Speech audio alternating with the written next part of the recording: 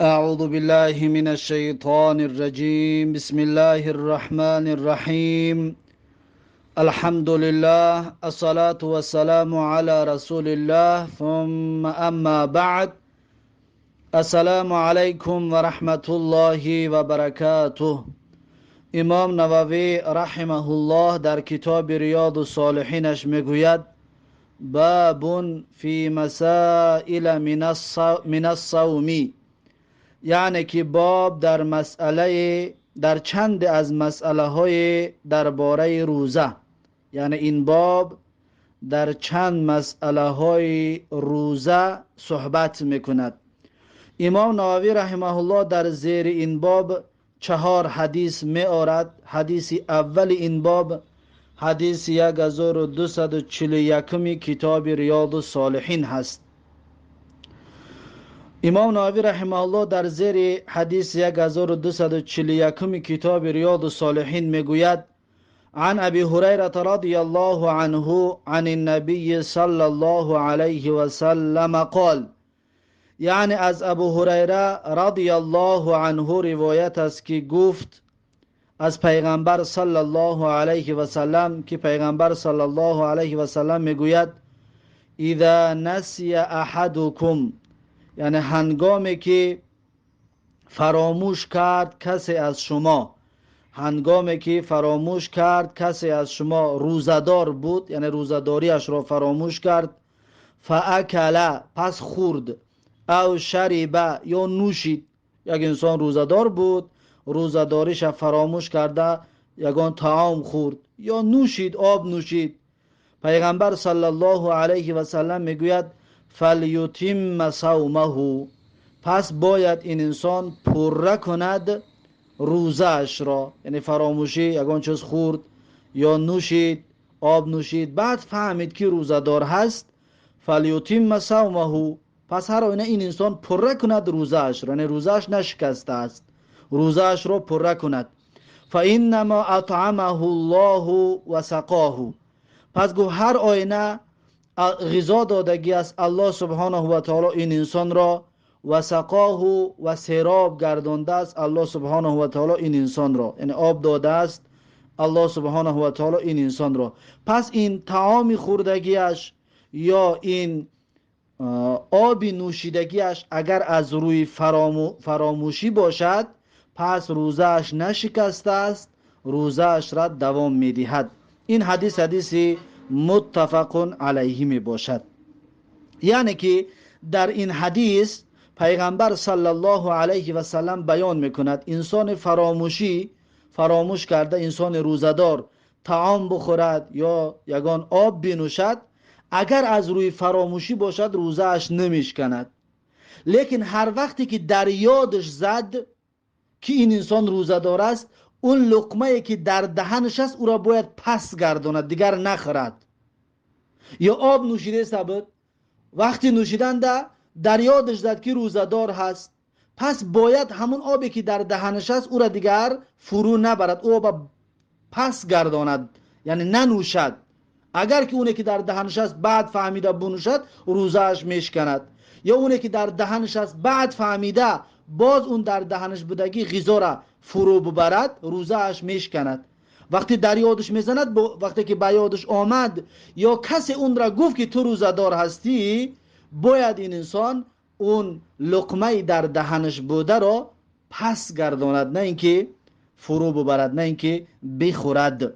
پس در این صورت روزهش پره میکند، دیگه قضا نمیدارد، روزهش نشکسته است. اما اگر که فهمید و بعد از فهمیدن بازم خوردن گرفت، بگه اکنون خوردم، یا نوشیده باشد در یادش زد اما باز نوشیدنش دوام داد، در این صورت روزهش میشکند. اما اگر پس ایستاد، باز ایستاد، دوام نداد، در این صورت روزهش نمیشکند. یا که خوردن در سیری خورد، بعد سیر کردن، بعد فهمید که روزدار است، بعد خلاص کردن، روزهش نشکسته است. چرا؟ زیرا که نمیدانست، یعنی که فراموشی این کار کرده است. یا آب نوشیدن، آب سیری نوشید، خلاص کرد، بعد فهمید که روزدار است، روزهش نشکسته است. چرا؟ زیرا اینکه این انسان نافهمیده و فراموشن این کار را انجام دادگی هست. این حدیثی متفقون علیه می باشد. این بود حدیث 1441. بعد از این حدیث 1444 حدیث 1442 که امام نووی رحمه الله در زیر حدیث 1442 کتاب ریاض الصالحینش میگوید و عن لقیط ابن صبیرة رضی الله عنه قال، یعنی که از لقیط ابن صبیره رضی الله عنه روایت است که گفت قلت یا رسول الله، لقیط میگوید گفتم که ای رسول الله اخبرنی عن الوضوء، یعنی خبر بده برای من درباره طهارت، یعنی برایم درباره طهارت یگان چیز بگو. قال، میگه پیغمبر صلی الله علیه و سلم گفتن که اسبغ الوضوء، یعنی کامل و پر و صحیح و درست طهارت بگیر.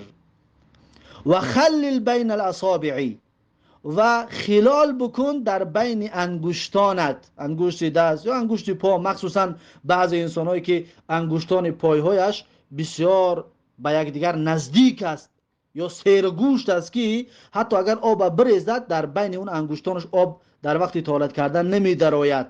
پس این انسان باید خلال کند، یعنی چلیکش قطعی در بین اون انگشتان پایهایش ببرد تا اینکه همون بین انگشتان در پایها آب بدراید، تا اینکه در بین انگشتان پایها آب بدراید.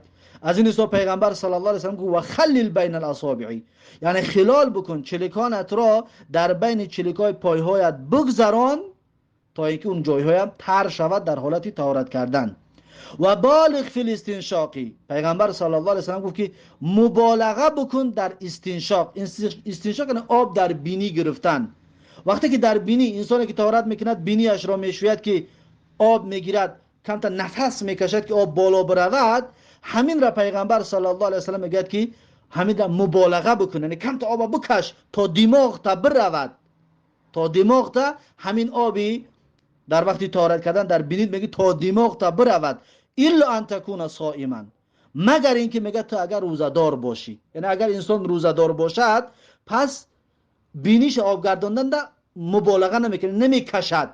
چرا؟ زیرا که شاید به بینیش بالاتر که میکشد، یعنی به حلقش میرود، به معدهش میرود، طهارت میشکند، معذرت میخوام روزه‌اش میشکند. انسان روزه‌دار در رمضان وقتی بینیش میشوید آب بسیار نمیکشد، آب بگیم استنشاق نمیکند، به بینیش به نفس درون نمیکشد در حالت آب در بینیش بودن، با سبب شکستن روزهش نشود. گفته پیغمبر صلی الله علیه و سلم گفت الا ان تکون صائما، یعنی مبالغه بکن در بینی شستن مگر اینکه تو روزه‌دار باشی. روزه‌دار باشی این کارا انجام نده. رواه ابو داود و ترمذی، این حدیث را ابو داود و ترمذی روایت کرده است و قال حدیث حسن صحیح، و امام ترمذی گفته است که حدیث حسن و صحیح می باشد. این بود حدیث 1242 کتاب ریاض الصالحین. بعد از این حدیث 1243 کتاب ریاض الصالحین امام نووی رحمه الله میگوید و عن عایشه رضی الله عنها قالت، یعنی از عایشه رضی الله عنها روایت است که گفت کان رسول الله صلی الله علیه و سلم یدرکه الفجر و هو جنوب من اهله. حضرت عایشه رضی الله عنها میگوید بود پیغمبر صلی الله علیه و سلم یدرکه الفجر، یعنی بر رسول الله صلی الله علیه و سلم فرا می رسید صبح، یعنی صبح می شد و هو جنوب من اهله، در حالی که پیغمبر صلی الله علیه و سلم جنوب بود، یعنی که با هم من اهل، یعنی که با همسرانش همخوابگی کردگی بود. یعنی جنوب پیغمبر صلی الله علیه و سلم با همسرانش همخوابگی میکرد جنوب میشد. پس یعنی که پیغمبر میگه جنوب بود، باز فکر نکنید که احتلام شده است، که پیغمبر صلی الله علیه و سلم احتلام نمیشد، پیغمبر صلی الله علیه و سلم احتلام نمیشد. پس یعنی که جنوب شدن پیغمبر صلی الله علیه و سلم همین بود که با همسرانش همخوابگی کردگی بود. میگه وقتی که صبح میشد پیغمبر صلی الله علیه و سلم جنوب بود. ثم یغتسل و یصوم، بعد میگه بعد از صبح یعنی پیغمبر صلی الله علیه و سلم غسل میگرفتند، آبازی میکردند و یصومو و روزه میگرفتند. یعنی که انسان اگر شب با همسرش همخوابگی میکند یا جنوب میشود، سحر میخیزد، سحر در رمضان سحر خورک بخورد به حضور، وقتی که صبح دمید بعد برود آبازی بکند، هیچ اشکالی نیست. یعنی جنوب بودن که از شب باشد یگان اشکال در روزه ندارد. بعد از اون که صبح دمید میتواند برود آبازی بکند، میتواند برود غسل کند و روزه اش را دوام بدهد. این حدیث متفق علیه می باشد. این بود حدیث 1243 کتاب ریاض الصالحین. بعد از این حدیث 1244 کتاب ریاض الصالحین که امام نووی رحمه الله میگوید و عن عایشه و ام سلمة رضی الله عنهما قالتا، یعنی که از عایشه رضی الله عنها و ام سلمه رضی الله عنها روایت هستند قالتا، هر دی این بزرگواران گفتند که کان رسول الله صلی الله علیه و سلم، گفتن پیغمبر صلی الله علیه و سلم بودن یصبح جنوبا من غیر حلم، یعنی پیغمبر صلی الله علیه و سلم شب رو صبح میکردن جنوب بودن من غیر حلم به احتلام، یعنی که جنوبی پیغمبر از احتلام نبود، چطوری که قید کردیم که پیغمبر صلی الله علیه و سلم احتلام نمیشدن، پس جنوب بودن پیغمبر، اما جنوبی پیغمبر صلی الله علیه و سلم از احتلام نبود. ثم یصوم، بعد میگه پیغمبر صلی الله علیه و سلم روزه میگرفتن، یعنی غسل میکردن، نماز بامداد رو میخوندن و اون روز رو روزه میگرفتند. این حدیث هم همچنین دلالت میکند که یعنی جنوبی که از پیش از صبح باشد انسان در روزش هیچ اشکالی ندارد، میتوند بعد از صبح دمیدن این انسان غسل کند و آبازی کند و نماز بامداد چه بخواند، روزه اش را دوام بدهد. این حدیث متفق علیه می باشد. این بود حدیث 1244 کتاب ریاض الصالحین. با همین این بابی چند مسئله های در باره روزه تمام شد. میگذاریم به باب نو. باب نو من میگوید باب بیان فضل صوم المحرم و شعبان والاشهر الحرمی، یعنی که باب در مسئله بیان فضیلت روزه گرفتن ماه محرم. در ماه محرم روزه گرفتن چی ثواب ها دارد، یعنی ماه یکمی سال ذوالحجه، ماه یکم سال ذوالحجه را میگن ماه محرم. و همچنین ماه شعبان هم روزه گرفتن چی ثواب و چی پاداش و چی اجر دارد که انسان روزه اش بگیرد. ماه شعبان ماه هشتمی سال هجری است، یعنی که از ترتیب ماها ماه هشتم می باشد ماه شعبان. و الاشهر الحرم، و همچنین روزه گرفتن، بیان فضیلت روزه گرفتن در ماه‌های حرام. در اسلام 4 ماه هست که اونها را میگن ماه‌های حرام. اون 4 ماه کدام است؟ یکمش ماه محرم است، دویمش ماه رجب است، سومش ماه ذوالقعده است، چهارمش ماه ذوالحجه است. پس با ترتیبی روزها بگیریم، ماه محرم ماه یکمی ذوالحجه، ماه یکمی سال هست، و ماه رجب ماه هفتمی سال هست، و ماه ذوالقعده ماه 11 است، و ماه ذوالحجه ماه 12 است. یعنی که از ماه‌های هجری ماه یکم، ماه هفتم، ماه 11 و ماه 12 روزه گرفتن، این ماها را میگن ماه‌های حرام. در این ماها روزه گرفتن چی اجر و پاداش و ثواب است؟ امام نووی رحمه الله در این کتاب، در این باب، زیر این باب چند حدیث برامون ذکر میکند. اولین حدیث این باب حدیث 1245 کتاب ریاض الصالحین هست که امام نووی رحمه الله میگوید عن ابی هریره رضی الله عنه قال، یعنی از ابو هریره رضی الله عنه روایت است که گفت قال رسول الله صلی الله علیه و سلم، میگه رسول الله صلی الله علیه و سلم فرمودند افضل الصیام بعد رمضان، یعنی افضل ترین روزه بعد از ماه مبارک رمضان، شهر الله المحرم، یعنی ماه الله ماه محرم هست، یعنی ماه یکمی سال ذوالحجه، یکم ماه سال قمری یکم ماهش حساب کردن، این افضل روزه گرفتن افضل ترین روزه بعد از ماه مبارک رمضان هست. و افضل الصلاة بعد الفریضه، یعنی افضل ترین نماز بعد از نمازهای فریضه صلات اللیل، نماز شب است که انسان نماز شب ادا بکنه، چه قیام لیل باشد چه تهجد. این افضل ترین نماز بعد از نمازهای پنجگانه می باشد. رواه مسلمون، این حدیث را امام مسلم رحمه الله روایت کردگی است. این بود حدیث 1245 کتاب ریاض الصالحین. بعد از این حدیث 1246 کتاب ریاض الصالحین، امام نووی رحمه الله میگوید و عن عایشه رضی الله عنها قالت، یعنی از عایشه رضی الله عنها روایت است که گفت لم یکن النبی صلی الله علیه و سلم یصوم من شهر اکثر من شعبان، یعنی نبودن پیغمبر صلی الله علیه و سلم روزه بگیرن از هر ماه زیادتر از ماه شعبان دیده، یعنی زیادترین روزه را پیغمبر در ماه شعبان میگرفتن. فانه کان یصوم شعبان کله، و گاهی میشد میگه پیغمبر صلی الله علیه و سلم ماه شعبان را همه‌اش را روزه میگرفتن، یعنی ماه هشتمی ماه ذوالحجه را، ماه هجری را پیغمبر صلی الله علیه و سلم همه‌اش را گاهی روزه میگرفتن. ماه شعبان یعنی یک ماه پیش از ماه رمضان، بعد از شعبان ماه رمضان داخل می شود.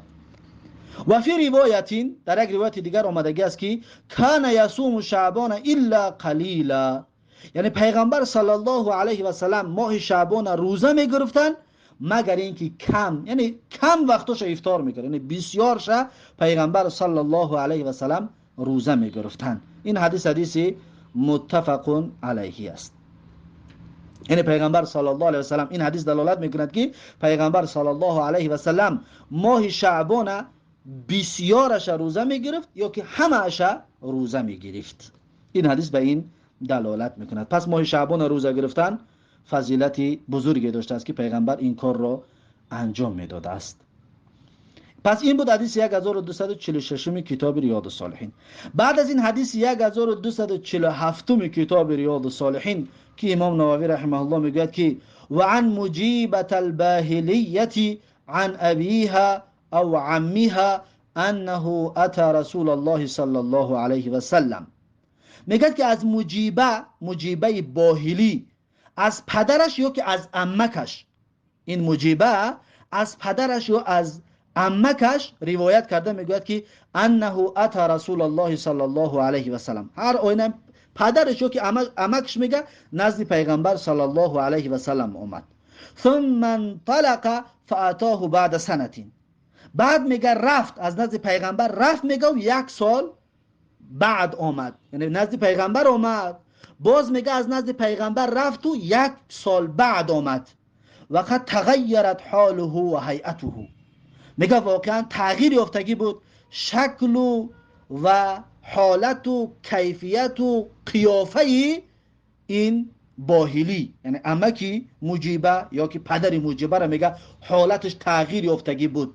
فقال یا رسول الله اما تعرفونی، پس میگه همین عمکی مجیبه یا که پدری همین مجیبه که نزد پیغمبر رفتگی بود میگه همین آمد و گفت که ای رسول الله اما تعرفونی، آیا مرا نمیشناسی؟ قال و من انت، پیغمبر صلی الله علیه و سلم گفت تو کی هستی؟ قال انا الباهلی الذي جئتك عام الاول، گفت من همون باهلی هستم که آمده بودم پارسال، یک سال پیش آمدگی بودم، یعنی من همون مردی هستم که یک سال پیش نزدت آمده بودم. قال، پیغمبر صلی الله علیه و سلم گفت که فما غیرک، پس گفت چی تو را اینقدر تغییر داده است، یعنی به چی سبب تو اینقدر تغییر یافتی که حتی من تو را نشناختم؟ و قد کنت حسن الهیئتی، پیغمبر گفت که واقعا تو خوش شکل بودی، هیئتی تو، قیافه و شکل تو بسیار، یعنی تن و اندام تو بسیار زیبا بود، تن و اندام تو بسیار زیبا بود، چی شده از تو که تغییر یافتی؟ قال، میگه اون مرد گفت که ما اکلت طعاما منذ فارقتك الا بلیل. گفت طعام نخوردم از زمانی که از تو جدا شدم مگر اینکه شب. یعنی که از همون وقتی که از پیش توی رسول الله رفتم روزدار بودم، در روز نمیخوردم، فقط شب میخوردم. یعنی من روزدار بودم، همین یک سال دراز روزدار بودم. فقال رسول الله صلی الله علیه و سلم، پس میگه پیغمبر صلی الله علیه و سلم براش گفت که عذبت نفسک، گفت عذاب داده ای خودت را. یعنی این یک سال بر دوام روزه گرفته ای، تو خودت را گفت عذاب داده ای. ثم قال، پس میگه پیغمبر صلی الله علیه و سلم براش تعلیم داد، یاد داد که چقدر روزه بگیریم، یعنی روزه درست گرفتن چی طور است. قال ثم شهر صبری، میگه پیغمبر صلی الله علیه و سلم گفت که ماهی صبر را روزه بگیر. ماه صبر یعنی چی؟ ماه رمضان. ماه رمضان ماه صبر است. پس پیغمبر صلی الله علیه و سلم گفت که ماه رمضان رو روزه بگیر. و یوما من کل شهر، و یک روز از هر ماه را روزه بگیر. یعنی ماه رمضان را روزه بگیر و در غیر رمضان یک روز را روزه بگیر. یعنی همیشه و بر دوام و دائمی روزه نگیر، بلکه یک روز را روزه بگیر. قال زدنی، میگه این باهلی گفت که زیاد کن برای من. فإن بی قوة، گفت من قوت زیاد دارم، گفت مرا زیاد کن روزه من. قال صم یومینی، پیغمبر صلی الله علیه و سلم گفت که روزه بگیر 2 روز را، هر ماه یعنی ماه رمضان روزه بگیر و از هر ماه 2 روزی را روزه بگیر. قال زدنی، میگه اون مرد باهله گفت که زیاد کن. قال صم 3 ایام، گفت روزه بگیر از هر ماه 3 روزی، 3 روزی از هر ماه روزه بگیر. قال زدنی، پیغمبر صلی الله، میگه اون مرد گفت که زدنی یعنی زیاد کن، 3 روزی هم از هر ماه، باز اینم زیادتر. قال صم من الحرم واترک، پیغمبر صلی الله علیه و سلم گفت که روزه بگیر از ماهای حرام واترک، و با چند روز را ترک کن. یعنی روزای معینه، چند روز روزه بگیر، چند روزه ترک کن. مثلا یک روز روزه گرفتی، یک روز 2 روز دیگر بخور، با یک روز روزه بگرفتی، با یک روز 2 روز دیگر بخور. یعنی روزای معینه روزه بگیر و چند روز بخور، و روزه بگیر و بخور.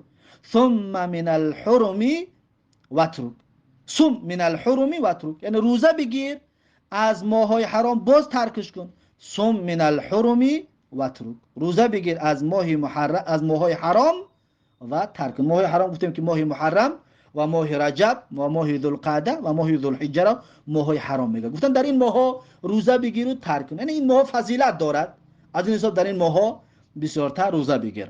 و قال باصابعه الثلاث فضمها، میگه پیغمبر صلی الله علیه و سلم گفت، یعنی اشاره کرد به انگوش‌های 3 گانه‌اش، به 3 انگشتش اشاره کرد. فضمها، پس این 3 انگشتش را میگه بست، به 3 انگشتش اشاره کرد و بست. ثم ارسلها، بعد میگه یعنی که باز کرد انگشتانش را پیغمبر صلی الله علیه و سلم، یعنی اشاره کرد، برداشت پیغمبر صلی الله علیه و سلم، یعنی روزه بگیر، اشاره کرد، میگه به 3، اشاره کرد به 3 انگشتش که روزه بگیر از ماهای محرم و ترکش کن، یعنی 3 روز روزه بگیر و ترکش کن. پس از این حدیث علما میگن که ایام البیض را، یعنی هر ماهی قمری را، هر ماهی هجری را 3 روز روزه گرفتن افضل است. اون 3 روز در هر وقتش باشه میشود، اولش است، بینش است، آخرش است میشود، اما در ایام البیض باشد میگن خوبتر است. یعنی یعنی روز 13 و 14 و 15 هر ماهی هجری روزه گرفتن افضل و خوبتر و بهتر می باشد. رواه ابو داود، این حدیث را ابو داود رحمه الله روایت کرده است. پس این بود بابی فضیلت روزه گرفتن ماه محرم و ماه شعبان و ماهای حرام. با همین این فصلم به آخر رسید، این بابم به آخر رسید. باب نو شروع می شود، باب فضل صوم و غیره فی الاول من ذی الحجه، یعنی بابی فضیلت روزه گرفتن و غیره و غیر از روزه دیگر کارهای نیک را انجام دادن فی الاول من ذی الحجه، در دهه اول ماه ذوالحجه. فضیلتی روزه گرفتن و کارهای خیر کردن در اول ماه ذوالحجه چی فضیلت دارد، چی بزرگی دارد، امام نووی رحمه الله در زیر این برامون یک حدیث آورده بیان میکند. ان شاء الله این حدیث را، این باب را درسی آینده خواهیم گرفت. پس درس امروزمون رو در اینجا به پایان میرسانم تا درس آینده. الله حافظ و مددگار. بارک الله فیکم و جزاکم الله خیرا و السلام علیکم و رحمت الله و برکاته.